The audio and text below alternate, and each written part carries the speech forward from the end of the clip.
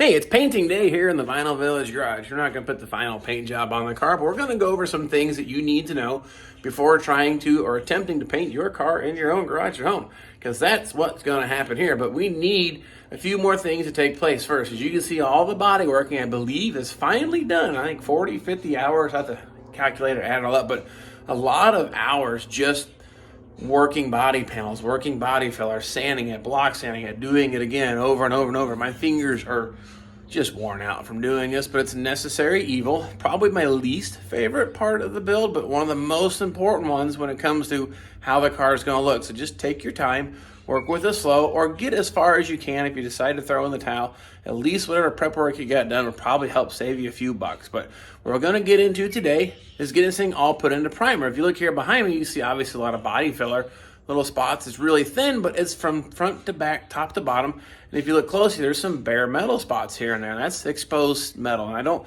like the idea of putting the high build primer on top of that. It says direct to metal, allowed to go right on there, but something about that just doesn't feel right to me. So we're going to put just one coat of epoxy primer on this car. So we're going to get everything wiped down, get everything masked off that you don't want painted. And there's two things that the masking is going to do for us. It's going to control the dust and keep from getting paint everywhere. Because that's one of the things if you're going to try to paint a car in a garage. Got to control the dust. This is not a paint booth. This is a two-car garage. But you can still get good results, but few extra steps need to be put into place. But what we're going to work on doing now, I'm going to get this car all masked off. Before I do that, I might give you a quick little walk around, but I'm going to work on getting it masked off. I kind of feel that's pretty much self-explanatory. Then we'll get to paint. I guess one last look of the naked bird. No more leaving all this stuff exposed, but we've got a lot of bare metal from working this thing out. Now, these fenders are original, the hood's original, door's original. Quarter panels were not. Notice there's a lot less filler, but we've got years of door dings down that body line. Had a little warpage, maybe from sandblasting. It's kind of hard saying, but a lot of filler work just to fill in all the little weird deviations, and particularly the hood. That thing was a nightmare after all. The two hood pin holes, those are self-explanatory, but I kept finding little, I would say, issues in the hood, but I think I finally got it ironed out. But we're going to find out. That's one thing we're going to do some primering here. I'm kind of done doing body work. I think a good coat of primer is going to tell us a lot. Plus, it gives us a little practice painting the car. Primer's pretty forgiving. You mess it up, no big deal. Sand it off and do it again. It's not your finished paint job, but this gives you some practice doing painting. And the trunk deck, got all that EDP primer sanded off this. So this needs at least a coat of epoxy as a good base to build on.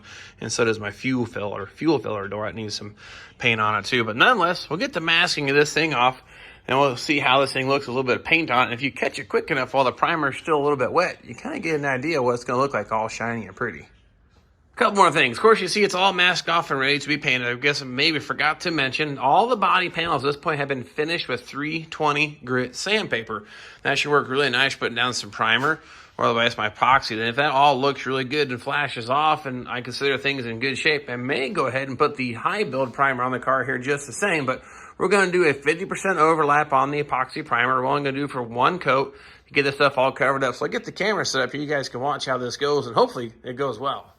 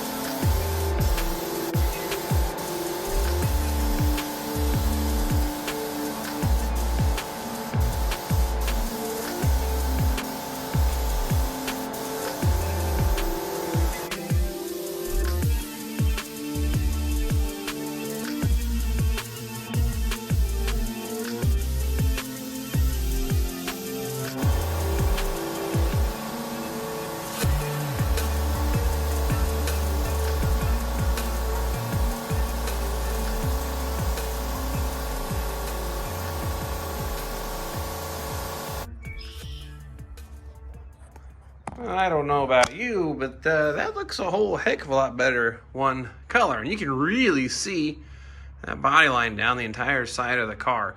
Now that's primer. It has a little bit of a shine to it. But now, of course, as it continues to flash off, it'll lose some of its gloss. But it does have some blemishes here and there, but you can see them in the reflection. Try to get the light just right. But this is just the sealer coat, I guess we're going to call it, before I put my high build primer on. But really super minimal things yet to do. So the other thing I forgot to mention, as you can see, this car is all bolted together.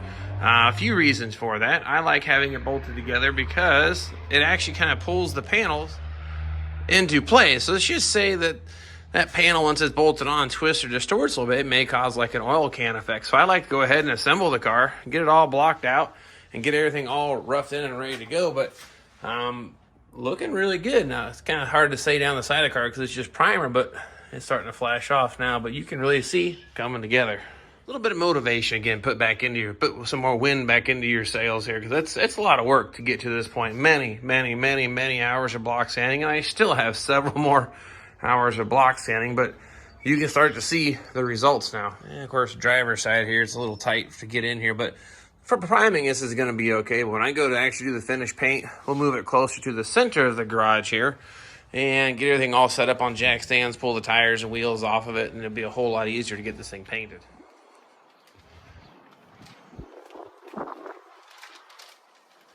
I don't know about you, but that looks a whole lot more gooder one color. The old Great Pumpkin is the gray pumpkin now, but you see now what it's going to take to get the thing painted and primed. Now, this is easy to get this far before you took it to a body shop.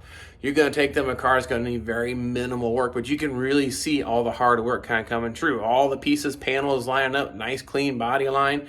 That stuff's going to cure off and probably lose most of its shine, but it may have a little bit left because I stopped at 320 grit sandpaper. My goal is to try to prevent sand marks from coming back through. For some reason, I've always just had a little trouble with that. But one of the things we're going to try to combat is use this stuff right here. Now, this is Clausen's brand. This is like a high build polyester primer.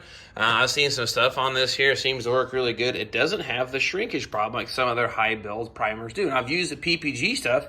It sands easy, but I'm going to give this stuff a shot here on the Great Pumpkin. That doesn't turn out to be an epic fail because I have a lot of work invested in this thing. But I tell you what, I've seen a lot of people talk about this stuff, how great it is. So I'm about to find out. So if you have used it before, the good, the bad, and the ugly, let me know in the comments here just the same. And then, of course, hope you found these tips or watching this useful or helpful or build you up some confidence that you can do this. Now, paint gun, you can tell, let's just put the paint on the car, hold it perpendicular to your panel, and spray away. 50% overlap, and it comes out pretty decent. I have probably 10 to 15 minutes in spraying the entire car, a little over a quart of paint. So one coat covers really great. So anyway, let this stuff cure off about an hour. Mix up some of that there. I'm gonna put a couple of coats of that on and let it cure. The next go around, we'll be doing some block sanding on this car get it ready for the final paint and final finish. So hope you found these tips helpful, useful. Please subscribe, share with your friends. Like to see this thing continue to grow, because I'll tell you what, there's potential to actually make a few bucks at YouTube.